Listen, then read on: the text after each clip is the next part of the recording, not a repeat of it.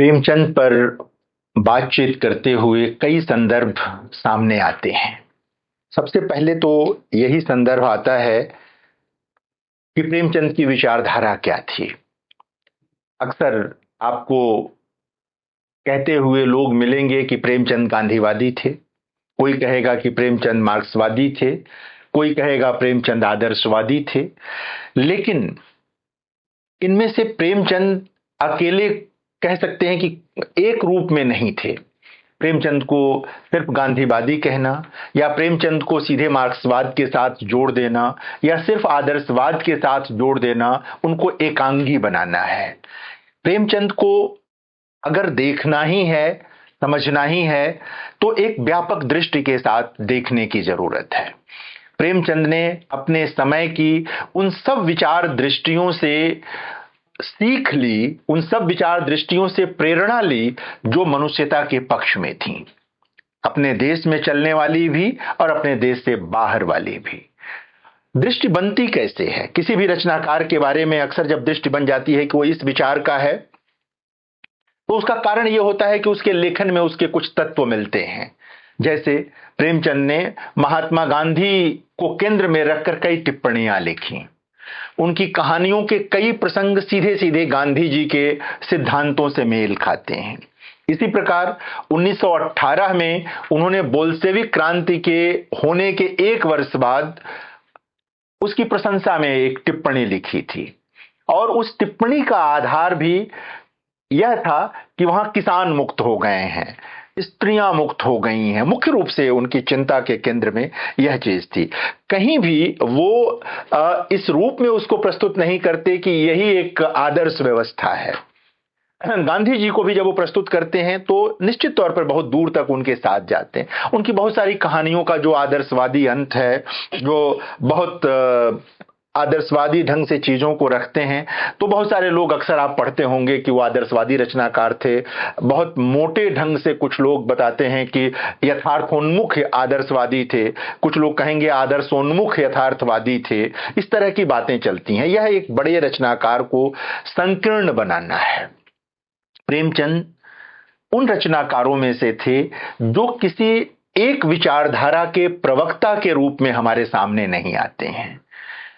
वे ऐसे रचनाकार नहीं थे जिसके ऊपर आप एक लेबल लगा दें कि ये फला विचारधारा के रचनाकार हैं या उसी की बातें वो करते हैं। प्रेमचंद की अपनी एक दृष्टि थी। वह दृष्टि उन्होंने भारतीय जीवन से और मुक्ति संघर्ष से प्राप्त की थी। जो उपनिवेशवाद के संघर्ष के विरुद्ध संघर्ष था, उससे उन्होंने प्राप्त की थी। उनकी अपनी चेतना थी, अपनी दृष्टि थी। इसलिए जब प्रेमचंद के विचारों को आप पढ़ेंगे और उसके साथ उनके कथा साहित्य को पढ़ेंगे तो प्रेमचंद ठीक से समझ में आएंगे।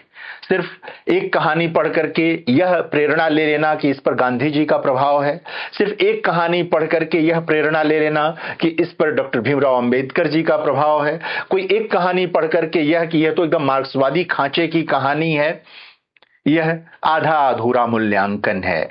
और यह प्रेमचंद के साथ भी अन्याय है और साहित्य के साथ भी अन्याय है।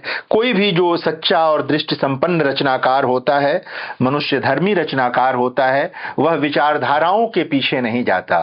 विचारधाराएं उससे प्रेरणा लेती हैं, विचारधाराएं उसके पीछे आती हैं।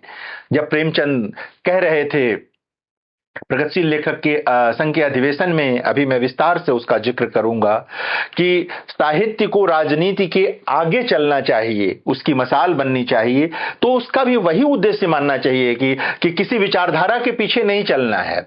साहित्य को विचारधाराएं वहां से अपनी जो भी खाद, ऊर्जा, प्रेरणा लेनी है वो वहां से ग्रहण करें। तो प्रेमचंद को इस दृष्टि से देखने की जरूरत थी।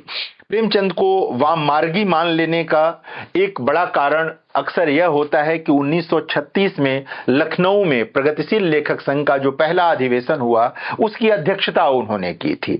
तो लोग ये मान लेते हैं कि भाई चूंकि अध्यक्षता प्रेमचंद ने की तो बिना कम्युनिस्ट हुए वो कैसे उसके अध्यक्ष हो सकते थे। एक जगह एक टिप्पणी में वो कहते हैं कि मैं कम्युनिस्ट हूं, लेकिन वह एक टिप्पणी मात्र है। वो अगर आप विस्तार से प्रेमचंद को पढ़ेंगे, देखेंगे, तो वो एक विशुद्ध भारतीय मन की तरह आपके सामने आते हैं। वो अपने समकालीनों में अकेले ऐसे रचनाकार के तौर पर आते हैं, महात्मा गांधी की तरह, जिनके चित्त पर औपनिवेशिक सत्ता की चमक दमक का कोई असर नहीं है, एकदम उससे निर्लिप्त हैं। अंग्रेजों की किसी भी ढंग की प्रशंसा आप प्रेमचंद के वहां नहीं पाएंगे, अंग्रेजी सत्ता की कोई प्रशंसा नहीं पाएंगे प्रेमचंद के वहां। यानी कि प्रेमचंद यह मान के चल रहे थे कि यह जो चमक दमक है, इसके पीछे बहुत अंधेरा है, बहुत शोषण है, इसलिए इसकी प्रशंसा नहीं हो सकती। बिल्कुल महात्मा गांधी जिस तरह सोचते थे, तो इस ढंग से आप देखेंगे तो वो जुड़ते जरूर है महात्मा गांधी के साथ। जुड़ना एक बात होती है और एकदम पीछे पीछे चलना दूसरी बात होती है। तो 1936 में जब उन्होंने अध्यक्षता की, आप देखें कि प्रेमचंद किस ढंग के रचनाकार थे कि लोग उन का इंतजार कर रहे थे रेलवे स्टेशन पर उनको ले जाने के लिए, जहां उनको समारोह की अध्यक्षता करनी थी।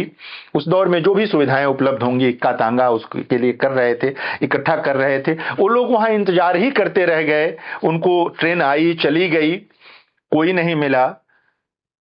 लोग लौट कर आए तो देखे कि प्रेमचंद तो अकेले ही स्टेशन से उतर करके आयोजन स्थल तक पूछते पूछते पहुंच गए थे।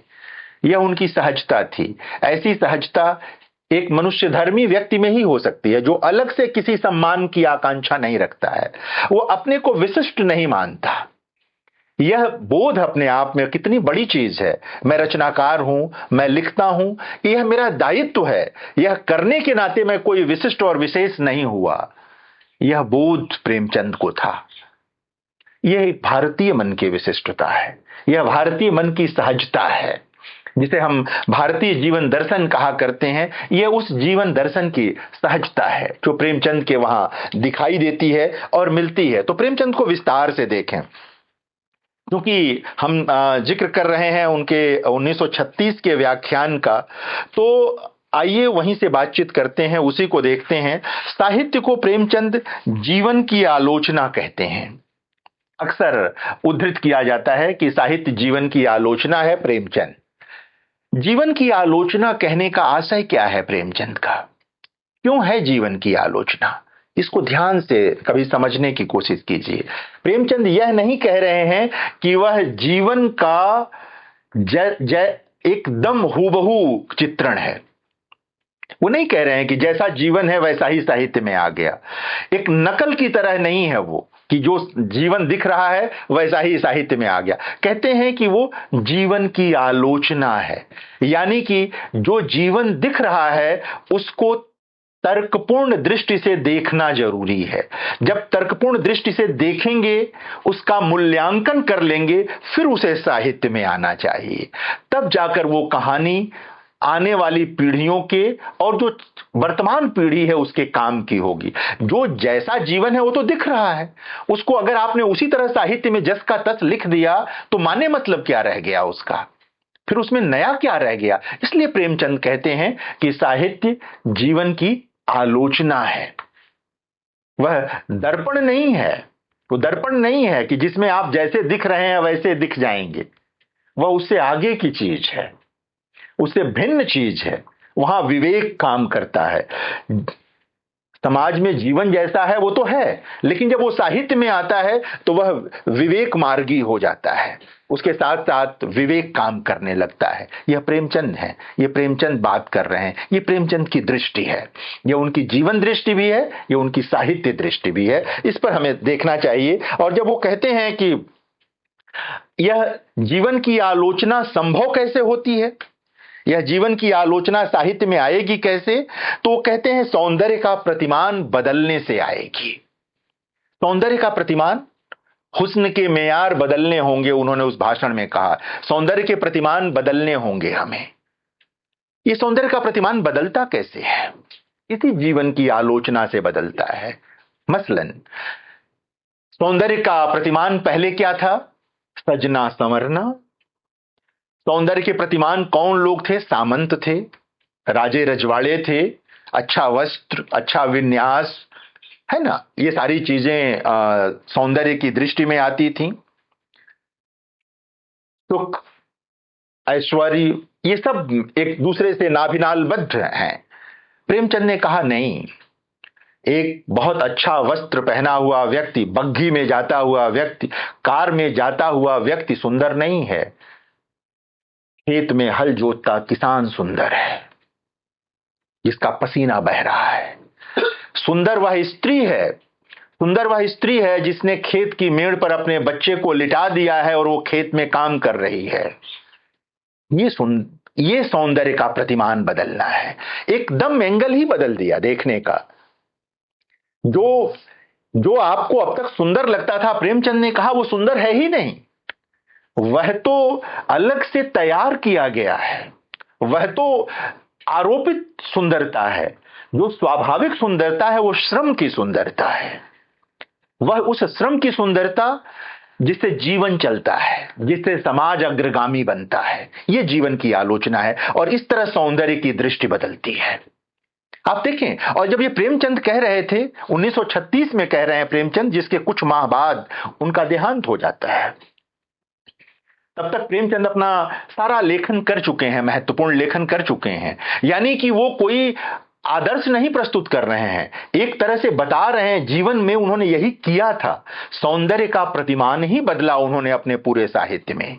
आप याद करें उनके किसान जीवन की कहानियां, उनके दलित जीवन की कहानियां, उनके स्त्री जीवन की कहानियां, उनके स्वाधीनता आंदोलन से जुड़ी कहानियां, उनके उपन्यासों को याद करें। हर जगह आपको वह मनुष्य मिलेगा जैसा उसे बनना चाहिए। वो दिखाते हैं कि कैसा है, कैसे संघर्ष कर रहा है और उस संघर्ष में क्या स्वप्न निहित है, कैसा भारत, कैसा समाज। वो कहते हैं कि हम एक ऐसे वो जिस समाज के स्वप्न की बात कहते हैं, जिस राष्ट्र के स्वप्न की बात कहते हैं, उसमें कहते हैं कि उसमें जातिगत वर्णों की गंध तक नहीं होगी, कोई किसी एक जाति का नहीं होगा, सब या तो मतलब अलग अलग जातियों के लोग नहीं होंगे, या तो सब एक जाति के होंगे, सब भारतवासी होंगे। ये कितनी बड़ी कल्पना थी, क्योंकि वो जानते थे कि जब हम इस तरह की विविधताओं की बात करते हैं, भिन्नताओं की बात करते हैं, तो उसमें कई बार शोषण विन्यस्त हो जाता है, आ जाता है। तो ये जो जीवन की आलोचना है, उसमें शोषण की आलोचना शामिल है, उसमें दोहरेपन की आलोचना शामिल है। और जब शोषण है तो हर प्रकार का शोषण शामिल है, चाहे वो जाति के आधार पे हो, चाहे नस्ल के आधार पर हो, धर्म के आधार पर हो, जेंडर के आधार पर हो, या यह जो उपनिवेशवाद के आधार पर होने वाला शोषण हो। ये सब प्रेमचंद उसमें जोड़ देते हैं अपने उस जीवन की आलोचना में। एक व्याख्यान कितने कितने अर्थ दे सकता है, यह समझना हो तो 1936 का वो व्याख्यान जरूर सुनना चाहिए, जरूर देखना चाहिए। पूरी बदल जाती है। वो सुरुचि की परिभाषा बदलते हैं। सुरुचि क्या है?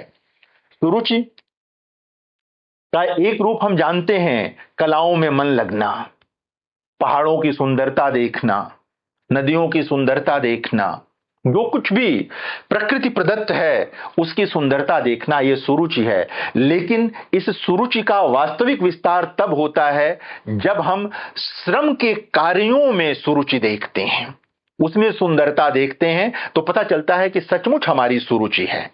जब हमें पसीना बहाता व्यक्ति सुंदर लगता है तो यह हमारी सुरुचि का विस्तार होता है, ये हमारी दृष्टि का विस्तार होता है। तो प्रेमचंद इसको लेकर आते हैं और दिखाते हैं।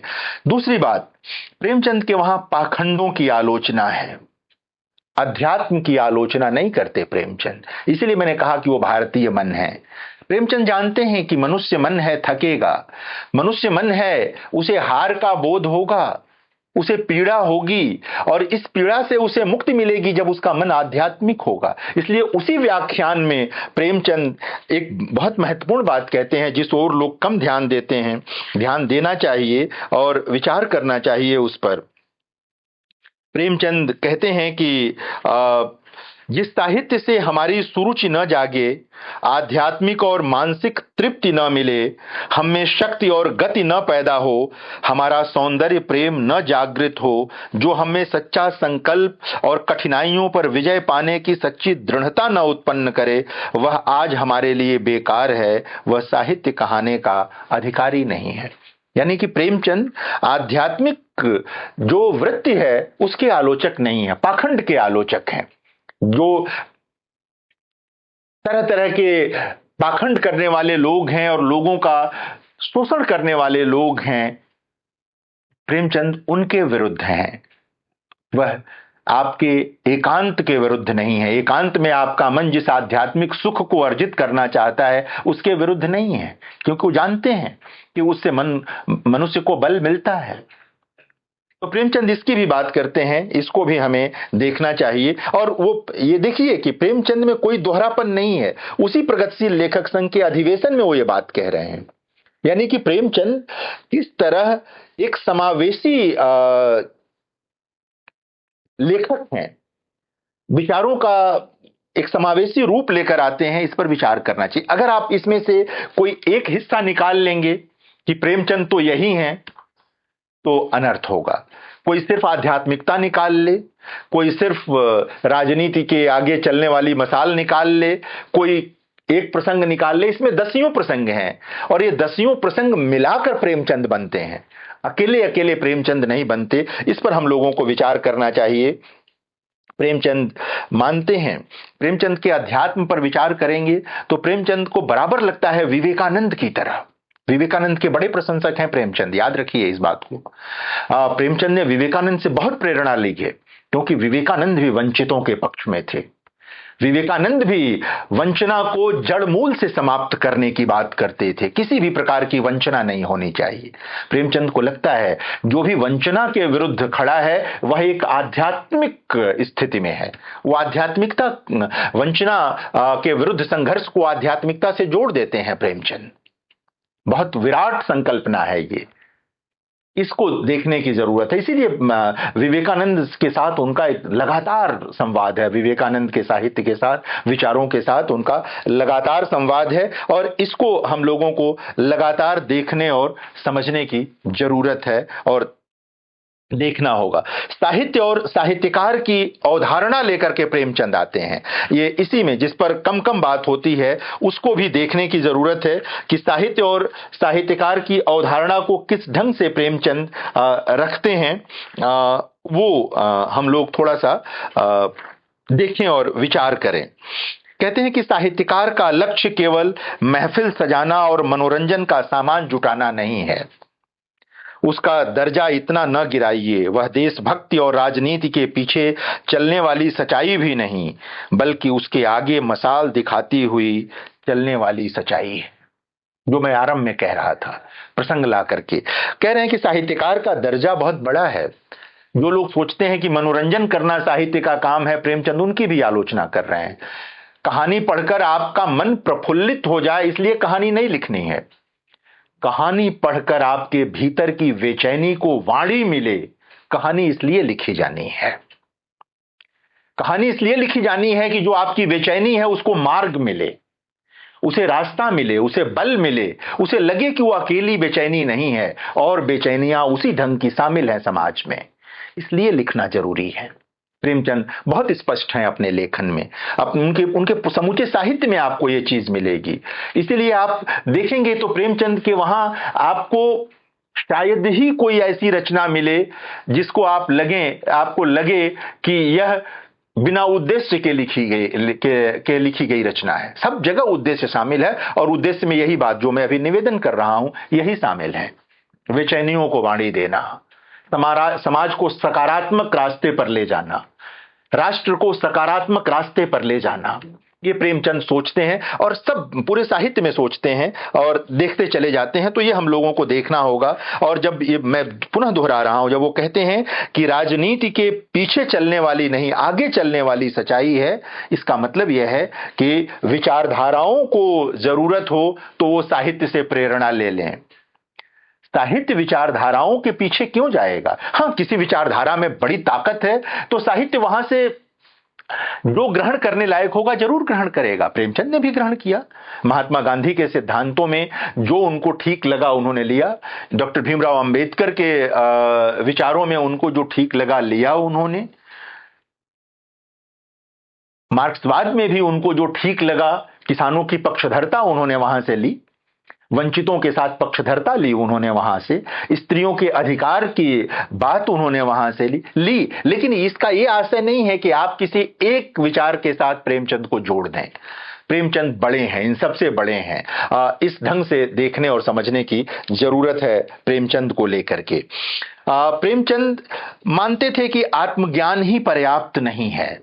आत्मज्ञान के साथ साथ यह जो सामाजिक ज्ञान है, यह जो बाहरी ज्ञान है, यह भी जरूरी है। इसलिए अध्यवसाय चाहिए, पढ़ना पढ़ाना जरूरी है लेखक के लिए। सिर्फ आप आत्मज्ञान से रचना लिखेंगे तो बहुत सीमित होगी। इसलिए आप देखेंगे प्रेमचंद के साहित्य को, आज की तरह इंटरनेट का दौर नहीं था, वो आज की तरह अखबार भी इतनी सहजता से उपलब्ध नहीं थे, पत्रिकाएं उपलब्ध नहीं थीं। लेकिन जब प्रेमाश्रम आप पढ़ रहे होते हैं, अवध का किसान आंदोलन तब तक नहीं हुआ है। अवध का किसान आंदोलन प्रेमाश्रम के बाद होता है। प्रेमाश्रम का मूल मसौदा उर्दू में बन जाता है, उसके बाद अवध का किसान आंदोलन होता है। लेकिन प्रेमाश्रम के भीतर बुल्गारिया के किसान आंदोलन का संदर्भ है। ये प्रेमचंद की जागृति का मामला है, क्योंकि प्रेमचंद भारत के किसानों की मुक्ति चाहते थे। भारत के किसानों से उनका गहरा लगाव था। उनको मालूम था कि ये जो दूसरे के लिए अन्न पैदा करते हैं, यही दो वक्त का अन्न नहीं पाते हैं, भूखे पेट सोते हैं, इनके शरीर पर कपड़े नहीं हैं, बेटियों की बेमेल शादियां करनी पड़ती हैं इनके। यह जो भुखमरी अंधेरा किसान के घर में है, इससे उसको मुक्ति मिलनी चाहिए। जमींदार उसका जो शोषण कर रहा था, उसकी बात करते हैं वो अपने कथा साहित्य में, और बुल्गारिया से सीधे जोड़ देते हैं। बलराज जैसा एक बहुत महत्वपूर्ण चरित्र सृजित करते हैं वो उस उपन्यास में। मुझे बहुत प्रिय है बलराज का चरित्र प्रेमाश्रम में। वो जो आक्रोश है उसके भीतर, वो उस आक्रोश को समझने की जरूरत है, देखने की जरूरत है। तो प्रेमचंद इसको लेकर के आते हैं और रखते हैं। उनको लगता है कि सिर्फ प्रतिभा से काम नहीं चलने वाला है, प्रतिभा के साथ साथ अध्यवसाय भी जरूरी है। अगर वो नहीं होगी तो काम नहीं चलेगा। हमारे वहां जो भारतीय सौंदर्य शास्त्र में, भारतीय काव्य शास्त्र में जो माना गया है कि प्रतिभा, व्युत्पत्ति और अध्यवसाय तीनों जरूरी है, प्रेमचंद भी मानते हैं इन चीजों को, कि ये तीनों चीजें जब होंगी तभी कोई मुकम्मल रचनाकार बन पाएगा, तभी उसके साहित्य में पूर्णता आएगी, अन्यथा नहीं आएगी। इसलिए प्रेमचंद कला की समझ का विस्तार करते हैं। प्रेमचंद के लिए जो मैं पीछे प्रसंग आया था, कला क्या है? कला आपको प्रसन्न करके एकांत में छोड़ने वाली चीज नहीं है। कला आपको प्रसन्न करे, कला आपको उद्वेलित करे, यह तो है ही, लेकिन वह आपके विवेक के साथ संवाद करे, यह ज्यादा जरूरी है। वो आप उसके साथ तर्क कर पाए, ये ज्यादा जरूरी है। तो कला की पूरी समझ बदलते हैं प्रेमचंद। उनको लगता है कि अगर कला की समझ नहीं बदली जाएगी तो बात नहीं बनेगी। प्रेमचंद को अगर समझना है तो ये देखना होगा कि उनके पूरे साहित्य में साहित्य का पक्ष और साहित्य का औचित्य, ये दोनों प्रसंग आते हैं कि साहित्य का पक्ष क्या होना चाहिए और साहित्य का औचित्य क्या होना चाहिए। और जब प्रेमचंद के वहां आप जाते हैं और प्रेमचंद के बहाने इस पर विचार करते हैं तो आपको रास्ता मिलता चला जाता है। बहुत स्पष्ट है प्रेमचंद, साहित्य का पक्ष उस अपने 1936 के भाषण में भी स्पष्ट है, और अपनी पहली कहानी से लेकर के अपने आखिरी रचना तक वो बहुत स्पष्ट है इस मामले में। फौजे वतन को अंग्रेजों ने अनायास नहीं जब्त करवा लिया था, वो लोगों की चेतना जगाने वाली कहानियां थी, गुलामी की पूरी मानसिकता के विरुद्ध खड़ा करने वाली कहानियां थीं। और याद रखिए कि जब गुलामी की मानसिकता के खिलाफ कोई खड़ा होगा तो हर प्रकार की गुलामी की मानसिकता के खिलाफ खड़ा होगा। सिर्फ एक तरह की गुलामी की मानसिकता के खिलाफ नहीं खड़ा होगा, वह अपने समाज और अपने राष्ट्र को सुंदर बनाने के लिए हर प्रकार की पराधीनता का विरोध करेगा, और प्रेमचंद ने किया। इसलिए प्रेमचंद मानते हैं कि साहित्य का पक्ष है कि आप यह जो पराधीनता का पूरा बोध है उसका प्रत्याख्यान करें। यह भाव ही नहीं आना चाहिए, उसे कैसे संघर्ष करें। साहित्य की यह जरूरत है कि साहित्य उसको सामने रखे। जो वंचित लोग हैं अन्यान्य कारणों से, उनकी वंचना को कैसे दूर किया जाए, साहित्य को इस पर विचार करना चाहिए। साहित्य को अगर अपना पक्ष लेना चाहिए इसमें, तो बहुत स्पष्ट है वो, और कहीं कोई दुविधा नहीं है प्रेमचंद के मन में। उनके कहानी, उनके उपन्यास, उनके नाटक और उनके निबंध ये सब बताते हैं साहित्य का औचित्य।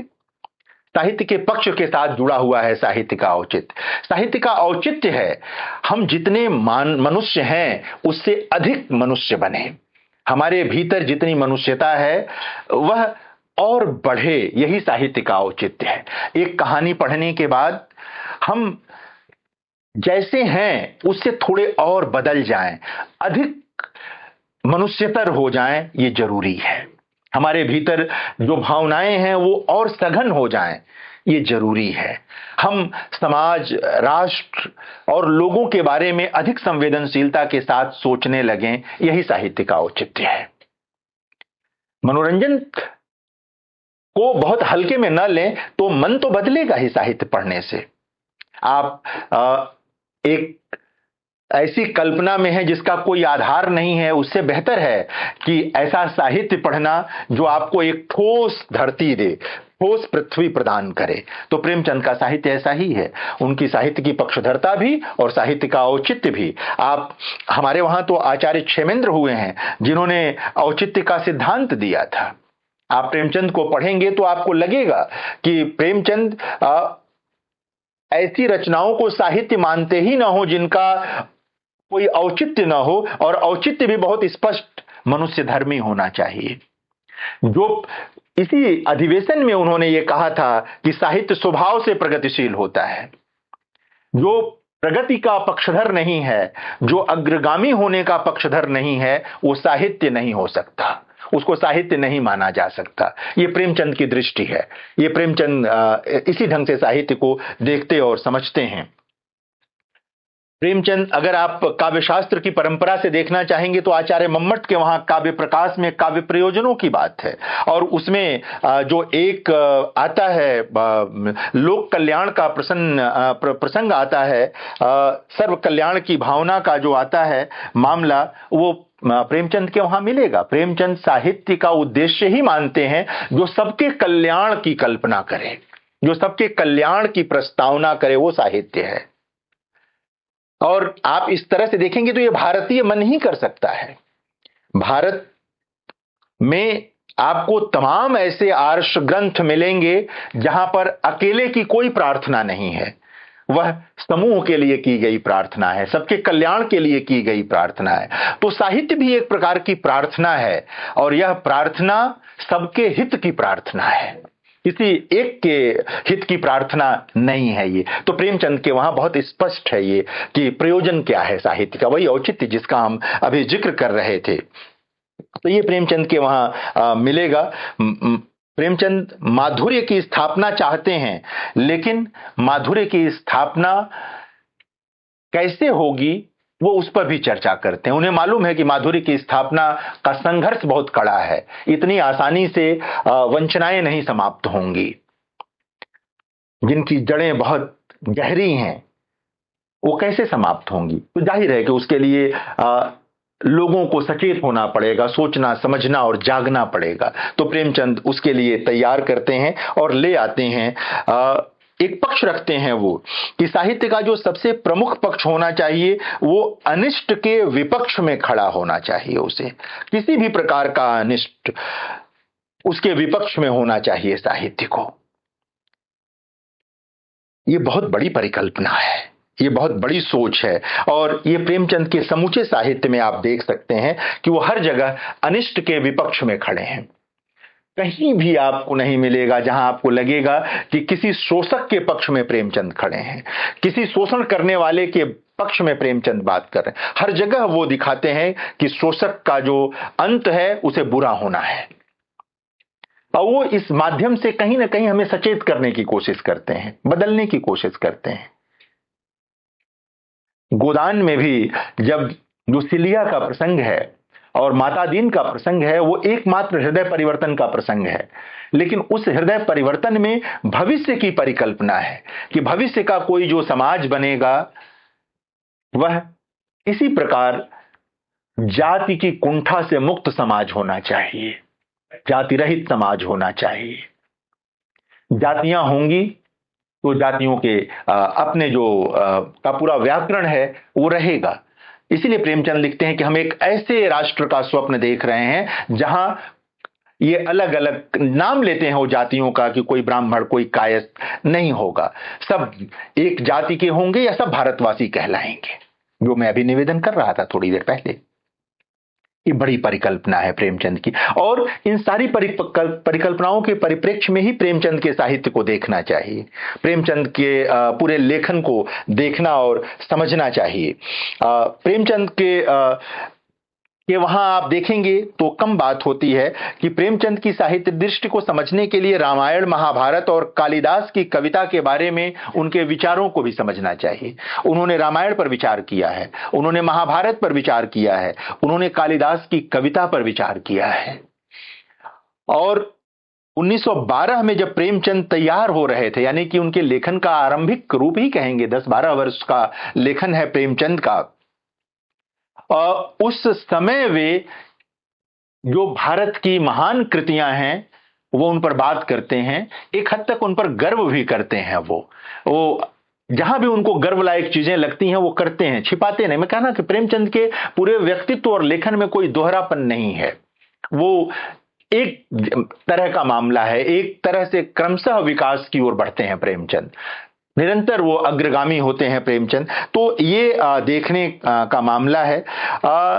बाद के दिनों में प्रेमचंद आलोचनात्मक होते हैं कुछ चीजों को लेकर के, और उसका कारण यही था कि जब उनको लगता है कि स्त्रियां, दलित, किसान, बहुत सारे लोग वंचित हैं, उनको कष्ट है, तब प्रेमचंद का स्वर आलोचनात्मक और कठोर होता है। ये वो दौर है जब वो सदगत जैसी कहानी लिखते हैं, जब वो ठाकुर का कुआं जैसी कहानी लिखते हैं, जब वो दूध का दाम जैसी कहानी लिखते हैं, जब वो कफन जैसी कहानी लिखते हैं। ये वही दौर है जब वो स्त्री जीवन को लेकर कुछ बहुत महत्वपूर्ण रचनाएं लिखते हैं। क्या कहते हैं, गबन जैसा उपन्यास लिखते हैं। गोदान तो खैर हम सब लोग बार बार जिक्र करते हैं, गोदान तो है ही है उनका उपन्यास। ये सारी रचनाएं उनकी आती हैं जहां पर वो लगातार आलोचनात्मक विवेक के साथ अपने समाज को देखते हैं, राष्ट्र को देखते हैं, और एक नए राष्ट्र की परिकल्पना प्रस्तुत करते हैं। बहुत प्रेम है प्रेमचंद को अपने भारत से, अपने लोगों से, अपने समाज से, क्योंकि उनको लगता है कि इसको आगे ले जाना चाहिए, इसकी कमियों को दूर किया जाना चाहिए। प्रेमचंद ने जिन कमियों का जिक्र किया वह कोई निंदात्मक नहीं है, वह आलोचनात्मक है, और आलोचना इसलिए कि सुधरा जा सके, उसको ठीक किया जा सके। इसको समझने की जरूरत है कि प्रेमचंद एक नए भारत के निर्माण की बात कर रहे हैं। जिस स्वाधीन भारत का स्वप्न है उनकी निगाहों में, वह एक ऐसा भारत जहां पर सब लोग बराबर हों, सब लोगों को अपनी क्षमता के अनुसार काम करने का अवसर मिले, किसी भी प्रकार का भेदभाव न हो किसी के साथ। कितनी बड़ी कल्पना है! यही कल्पना तो महात्मा गांधी की है, यही कल्पना तो डॉक्टर भीमराव अंबेडकर की है। महात्मा जी क्या करते हैं? यही तो स्वप्न दे रहे थे महात्मा जी, यही स्वप्न तो बाबा साहब दे रहे थे। उस दौर के अन्य महापुरुष भी जो काम कर रहे थे अलग अलग क्षेत्रों में, वो लोग भी यही स्वप्न दे रहे थे। तो प्रेमचंद को इसी रूप में देखने और समझने की जरूरत है। उनके विचार बिल्कुल भारत की भावभूमि के साथ जुड़े हुए हैं, कहीं उनसे वो अलगाव नहीं पाते, कहीं दूर नहीं जाते। 1913 में उन्होंने भारतेंदु हरिश्चंद्र पर एक बहुत महत्वपूर्ण लेख लिखा। कालिदास 1914 में कालिदास को चर्चा में लाने के लिए वो अंग्रेजी के विद्वानों और लेखकों का आभार व्यक्त किया उन्होंने लेख लिख करके। और 1933 में एक लेख लिखा उन्होंने, जिसमें साहित्य की प्रगति नाम से लिखा उन्होंने, और बहुत विस्तार से उन्होंने विचार किया साहित्य को केंद्र में रख करके। जाहिर है उसमें उनकी साहित्य की अपनी दृष्टि भी सामने आई। प्रेमचंद हिंदी के संभवतः अकेले ऐसे रचनाकार हैं जिन्होंने जीवन और साहित्य में घृणा का स्थान विषय पर गंभीर विचार विमर्श किया।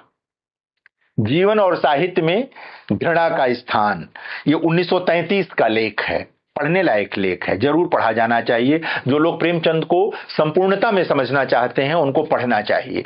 इस लेख में प्रेमचंद कहते हैं, इसका शुरुआत ही करते हैं प्रेमचंद कि निंदा, क्रोध और घृणा यह सभी दुर्गुण हैं, लेकिन मानव जीवन में से अगर इन दुर्गुणों को निकाल दीजिए तो संसार नरक हो जाएगा। अब इसको सुनते ही आपको लगेगा क्या बात कर रहे हैं प्रेमचंद, ये तो बड़ी नकारात्मक सी बात हो गई। लेकिन प्रेमचंद जानते हैं इस बात को कि इन्हीं के माध्यम से, इन्हीं बातों के माध्यम से हमको नया रास्ता बनाना है। जैसे जब वो व्याख्या करते हैं प्रेमचंद, तो कैसे करते हैं कि दुराचारियों की निंदा अंकुश लगाती है, यानी निंदा जरूरी है। निंदा किनकी? दुराचारियों की निंदा की जानी चाहिए। जो लोग गलत आचरण में लगे हुए हैं उनकी निंदा बहुत जरूरी है। अगर आप नहीं करेंगे तो उनका मन बढ़ता चला जाएगा, समाज को कलुषित करते चले जाएंगे, इसलिए निंदा जरूरी है। क्रोध न्याय और सत्य की रक्षा करता है। कई बार क्रोध जरूरी होता है। अगर लगातार अन्याय हो रहा है तो वहां क्रोध स्वाभाविक है। अंग्रेजों के विरुद्ध अगर क्रोध नहीं आया होता तो हम स्वाधीन नहीं होते। जमींदारी व्यवस्था के उन्मूलन भी इसी क्रोध के चलते हुआ। बहुत सारी वंचनाओं से मुक्ति इसी क्रोध के चलते मिली। तो क्रोध भी कितना सकारात्मक हो सकता है। घृणा पाखंड और धूर्तता का दमन करती है। इनसे घृणा करनी है, मनुष्य से नहीं घृणा करनी है, पाखंड से घृणा करनी है, धूर्तता से घृणा करनी है। तो प्रेमचंद एक तरह से विवेक का भी व्याकरण बदलते हैं। सामान्य रूप में कोई कहेगा निंदा बुरी चीज है, क्रोध बुरी चीज है, घृणा बुरी चीज है, लेकिन कब ये सकारात्मक हो जाएगी चीज, प्रेमचंद इसको प्रस्तुत करते हैं, इसको लेकर के आते हैं। इस पर विचार करने की जरूरत है, याद रखने की जरूरत है। जब इनका दुरुपयोग होता है तो ये दुर्गुण हो जाते हैं। साहित्य में जब प्रयोग होता है, सृजनात्मक प्रयोग अगर घृणा का किया जाएगा साहित्य में तो बेहतर निकल के आता है। दुराचारियों के प्रति घृणा साहित्य में आती है तो एक नए समाज की परिकल्पना बनती है। ये बहुत जरूरी चीज है, इसको समझने की जरूरत है। तो कई जगहों पर प्रेमचंद ने इसका उदाहरण दिया और देखा, ये सब समझने की जरूरत है। तो मित्रों, अगर हम इस तरह देखेंगे, विचार करेंगे, सोचेंगे तो पाएंगे कि सचमुच प्रेमचंद ने सौंदर्य के प्रतिमान बदले और लोगों का विवेक भी बदला अपने साहित्य के माध्यम से। प्रेमचंद नहीं होते तो किसान और मजदूर केंद्र में नहीं आते साहित्य के। प्रेमचंद थे जिन्होंने किसानों को केंद्रीयता दी, मजदूरों को केंद्रीयता दी, दलित नायकों को केंद्रीयता दी, स्त्रियों को केंद्रीयता दी। ये बहुत बड़ी बात थी। जिन्हें समाज में जगह नहीं थी उन्हें साहित्य के केंद्र में ला देना, विचार विमर्श में ला देना, ये बहुत बड़ी घटना थी। इसे छोटी घटना के रूप में नहीं देखना चाहिए। पूरा आमूल चूल परिवर्तन था ये समझ का। आप याद करें कि प्रेमचंद से पहले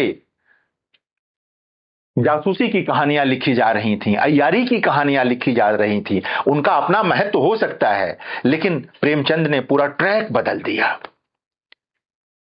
ये बड़ी चीज है। याद रखिए कि ये क्या हुआ, कौन से कारण है, कभी विचार करिएगा इस पर कि यूरोप में जब मध्य वर्ग आया तो उपन्यास के साथ उसका जुड़ाव बना, या उपन्यास के विकास के साथ उसका जुड़ाव बना। लेकिन भारत में, खासकर हिंदी में, तो उपन्यास ही तब महत्वपूर्ण हुआ जब किसान उसके केंद्र में आ गया।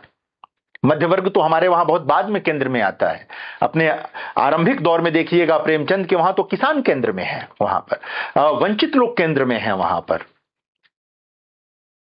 विशुद्ध मध्य वर्ग तो बहुत बाद में केंद्र में आता है वहां पर और बनता है। तो ये चीजें देखने की जरूरत है।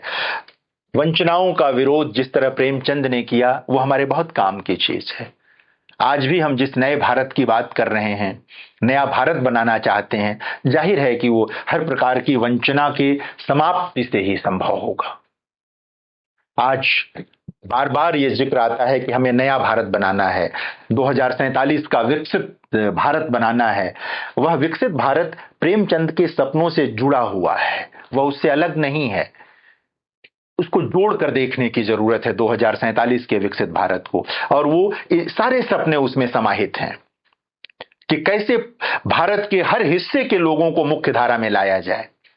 और वो तभी संभव होगा जब हम इन चीजों से मुक्त होंगे और एक साहचर्य का भाव पैदा करेंगे, प्रेम का भाव पैदा करेंगे। ये प्रेमचंद की दृष्टि का मामला है, प्रेमचंद लेकर आते हैं। राष्ट्रवाद की एक समझ प्रेमचंद ने पैदा की।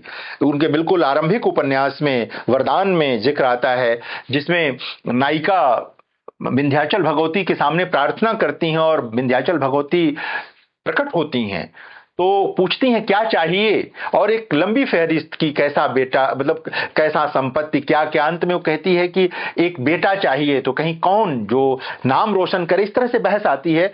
नायिका जो कहती है कि नहीं, जो राष्ट्र के काम आ सके। तो प्रेमचंद राष्ट्र को लेकर बिल्कुल अत्यंत संवेदनशील थे, अपने आरंभ से और अपने अंत तक रहे। बाद के दिनों में जरूर वो कहने लगे, जब देवी दिन खटिक का प्रसंग आता है गबन में, जब देवी दिन खटिक सवाल करता है कि बाबू, जब तुम सुराज का नाम लेते हो तो तुम्हारे मन में क्या आता है? तुम भी बड़ी बड़ी तलब लोगे, पहाड़ों की हवा खाओगे, मोटर से चलोगे। ये प्रश्न जो आता है देवी दिन खटिक के मन में, यह वह देवी दिन खटिक हैं जो दलित समाज से तो आते ही हैं, जिन्होंने अपने दोनों बेटों को आजादी की लड़ाई में खो दिया है। आजादी की लड़ाई में उनके बेटे शहीद हो गए हैं। ये उन देवी दिन खटिक के मन में प्रश्न है। ये प्रश्न भगत सिंह के भी मन में था।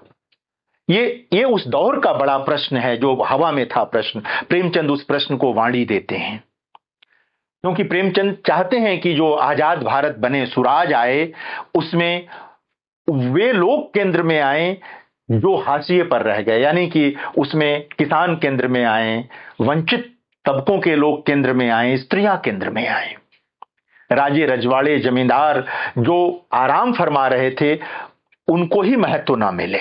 ये एक बड़ा प्रश्न था। तो प्रेमचंद अपने राष्ट्रवाद का विकास इस तरह करते हैं, लेकर आते हैं। बहुत हद तक प्रेमचंद के सपने सिद्ध हुए हैं, बहुत हद तक प्रेमचंद का भारत बना है और बनेगा। जो मैं अभी कह रहा था कि 2047 के जिस विकसित राष्ट्र भारत की बात हम लोग कर रहे हैं, उसमें भी प्रेमचंद के सपने समाहित हैं। हमको इन सबको देखने की और जरूरत है।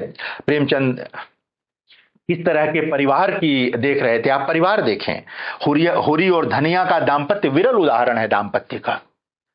पति पत्नी का ऐसा असाधारण प्रेम विरल है। ये प्रेमचंद प्रस्तुत करते हैं, और एक जगह नहीं, अपनी कई रचनाओं में प्रेमचंद स्त्री पुरुष के इस संबंध को, जिसे पति पत्नी का संबंध कहते हैं, परिवार की जो धुरी है, उसको बहुत सुंदर, बहुत सर्जनात्मक ढंग से प्रस्तुत करते हैं। परिवार उनके लिए बड़ा मूल्य है, वो उससे विरत नहीं होना चाहते। इसको होरी द्वारा अपने भाई को बचाने का जो प्रसंग है, भाई ने होरी की जो गाय लाकर दरवाजे पर बांधा है उसको जहर दे देता है, फिर भी मर्जाद की बात करते हैं कि बाहर के लोग क्या कहेंगे, भाई ही तो है। यह जो एक पारिवारिक मूल्य है, यह जो भारतीय मन है, ये भारतीय मन है। धनिया को लगता है कि सजा होनी चाहिए क्योंकि इसने गलत किया, लेकिन होरी को लगता है भाई है, गलती कर दिया, क्षमा करो। यह जो क्षमा का भाव है, यह भारतीय भाव है, ये भारतीय मन की बात है, ये भारत में पाई जाने वाली चीज है। हम उस देश में हैं जहां बौद्ध दर्शन आया, जहां जैन दर्शन आया, खुद जो वैदिक दर्शन है उसमें भी क्षमा का पूरा भाव रहा है। तो इन सब चीजों को जोड़कर देखने की जरूरत है। प्रेमचंद को किसी एक खाने में बिठाने की जरूरत नहीं है, एकांगी बनाने की जरूरत नहीं है। जालपा का जो पूरा संघर्ष है उसको देखने की जरूरत है गबन में। हाँ, तमाम पारिवारिक रिश्तों को जिस सघनता के साथ कर्मभूमि में जो बहस है परिवार को लेकर, स्त्री पुरुष संबंध को लेकर, उसको समझने की जरूरत है। प्रेम को लेकर समझने की जरूरत है। मुन्नी नामक चरित्र के माध्यम से अंग्रेजों के जिस अत्याचार को प्रेमचंद सामने रखते हैं और स्त्री के संघर्ष को भी जो सामने रखते हैं, उसको भी समझने की जरूरत है। उसको अलग अलग नहीं देखो। मुन्नी के उस संघर्ष के माध्यम से प्रेमचंद ने, अंग्रेज उस दौर में भारत को बदनाम करते थे, बाहर ये प्रस्तुत करते थे कि भारतीय जो हैं वो बर्बर किस्म के हैं, वो अंग्रेज स्त्रियों पर हमला कर देते हैं, वो अंग्रेजों के साथ पर आक्रमण कर देते हैं, मुन्नी के साथ अंग्रेज सिपाही बलात्कार करते हैं। इस पूरे प्रकरण को प्रेमचंद इसलिए लेकर आए, साहित्य में, अदालत में केस चलता है, मुन्नी फिर पति के साथ नहीं रहती है, दलित बस्ती में जाकर रहती है, आजादी की लड़ाई में कूद जाती है। लेकिन मुन्नी के प्रसंग के माध्यम से प्रेमचंद ने यह दिखाया कि भारतीय नहीं बर्बर हैं, अंग्रेज बर्बर हैं, जो अपने सत्ता के मद में चूर हैं और वो भारतीयों के मन को और भारतीय स्त्रियों के तन को अपनी जागीर समझते हैं, उस पर अधिकार समझते हैं। प्रेमचंद उसका प्रत्याख्यान कर रहे थे, उस पूरी सोच का, उस पूरे विवरण का जो यूरोप और अन्य देशों में फैलाया जा रहा था भारतीयों के प्रति। तो प्रेमचंद एक लगातार भारतीयता की लड़ाई लड़ते हैं, भारतीय जनमानस की, भारतीय मन की, भारतीय दर्शन की, भारतीय समझ की लड़ाई लड़ते हैं प्रेमचंद। ये बड़ा काम है जो प्रेमचंद ने किया। अगर बड़े पैमाने पर, बड़े फलक पर देखेंगे तभी इसको समझ पाएंगे, अन्यथा नहीं समझ पाएंगे। राष्ट्रवाद की परिकल्पना की बात अभी मैंने की। राष्ट्र केंद्रीय धुरी की तरह है प्रेमचंद के लिए। उनकी स्वाधीनता आंदोलन की कहानियां पढ़िए, सारी की सारी आप देखिए, सब कुछ होम करने को तैयार हैं लोग। प्रेमचंद ने स्वयं नौकरी छोड़ी थी भाई, नौकरी कोई, प्रेमचंद अमीर आदमी नहीं थे। प्रेमचंद ने अपनी नौकरी छोड़ दी थी गांधी जी के आह्वान के दौर में, क्योंकि स्वाधीनता चाहिए थी। सिर्फ कहानियों में उनके नायक नहीं ये काम करते हैं, खुद स्वयं प्रेमचंद ने अपने जीवन में ये काम किया था, क्योंकि राष्ट्र और राष्ट्र की मुक्ति बड़ा मूल्य है, उसे समझौता नहीं किया जा सकता है। तो ये प्रेमचंद के वहां ये चीज दिखती है, वो चीज वहां आती है, इसको भी हम लोगों को याद रखना होगा और देखना होगा। अगर आप देखेंगे नमक का दरोगा, ईदगाह, पूस की रात, बलिदान, विध्वंस जैसी कहानियां, या जिन कहानियों का भी मैंने जिक्र किया, सदगत, ठाकुर का कुआं, दूध का दाम, कफन, ये सब कहानियां प्रेमचंद के मन और उनके विवेक को ही सामने रखती हैं और उस स्वप्न को भी सामने रखती हैं कि कैसा समाज होना चाहिए, कैसा समाज बनना चाहिए। प्रेमाश्रम में मैंने कहा बलराज जैसा चरित्र लेकर आते हैं। वो वेश्या समस्या को वो ऊपर ऊपर से नहीं समझते हैं, वह उसको उसकी जड़ में जाते हैं, उस मूल में जाते हैं, उस पूरी समझ का प्रत्याख्यान प्रस्तुत करते हैं जो स्त्री को बेचने की और भोग की चीज समझती है। भारतीय जीवन दृष्टि स्त्री को भोग की चीज नहीं समझती। अपने मूल प्रस्थान बिंदु में भारतीय जो जीवन दृष्टि है वह स्त्री को भोग की चीज नहीं समझती। यह बाद की चीजें हैं जो शामिल हो गई। प्रेमचंद उसको ले आते हैं अपनी बहस में और कहते हैं कि स्त्री बेचने की चीज नहीं है, खरीदने की चीज नहीं है, इसको समझने की जरूरत। बेमेल विवाह, स्त्री का पूरा मन अंधेरे से भर जाए जिसके नाते, जीवन तो भर ही जाता है अंधेरे से, मन जाहिर है कि अंधेरा ही अंधेरा है, उसको सामने रखते हैं और कहते, उनको लगता है कि इसको समाप्त किया जाए तब जाकर के आधी आबादी का वास्तविक सुख आएगा जीवन में। और निर्मला में जिस त्रासदी को सामने रखते हैं, निर्मला मर जाती है। पति जिसने निर्मला से विवाह किया, उसका अपना बेटा निर्मला की हमउम्र है और उसको संदेह होने लगता है, वो उसे जाहिर है कि असहज कर देता है निर्मला को और पूरा परिवार बिखर जाता है। उस कहानी में प्रेमचंद दिखाते हैं कि बेमेल विवाह का नतीजा है कि पूरा परिवार बिखर गया। तो नहीं होना चाहिए। स्त्री पुरुष की उम्र में भी, विवाह की उम्र में भी एक समानता होनी चाहिए। ये प्रेमचंद ही लेकर के आए समझ, ये दृष्टि लेकर के आए। ये पूरा प्रेमचंद का मामला है। आजादी की लड़ाई आहूत जैसी कहानी लिखी उन्होंने। गबन में आजादी की लड़ाई का पूरा प्रसंग आता है, गोदान में भी आता है, और कर्मभूमि तो पूरा का पूरा आजादी की लड़ाई पर केंद्रित उपन्यास है। यानी कि जो राजनीतिक मुक्ति है, प्रेमचंद उस पर भी गंभीरता से विचार करते हैं। सामाजिक और सांस्कृतिक मुक्ति है, उस पर भी विचार करते हैं। किसी पहलू को छोड़ते नहीं है प्रेमचंद। ये प्रेमचंद की साहित्य दृष्टि है, ये प्रेमचंद की जीवन दृष्टि है, और इन सबको मिलाकर देखेंगे तभी प्रेमचंद समझ में आएंगे। आधे अधूरे प्रेमचंद अगर आपके पास आएंगे तो ठीक नहीं होगा, या आप आधा अधूरा प्रेमचंद पाना चाहेंगे तो ये ठीक नहीं होगा। प्रेमचंद को पूरा प्राप्त कीजिए, प्रेमचंद के साथ गहरे जुड़िए। जिस तरह हम लोग कहते हैं गहरे पानी उतरिए, उसी तरह से प्रेमचंद के साहित्य में गहरे डूबिए और देखिए कि प्रेमचंद हमको तरह तरह से मुक्त करते हैं, बहुत तरह से हमें विचारवान बनाते हैं प्रेमचंद, और अधिक हमारी जो मनुष्य वाली भावनाएं हैं, जो हमारी मानवीय भावनाएं हैं, उन्हें अधिक सघन बना देते हैं। तो प्रेमचंद के साहित्य को समझने के लिए उनकी साहित्य दृष्टि को और जीवन दृष्टि को समझना बहुत जरूरी है।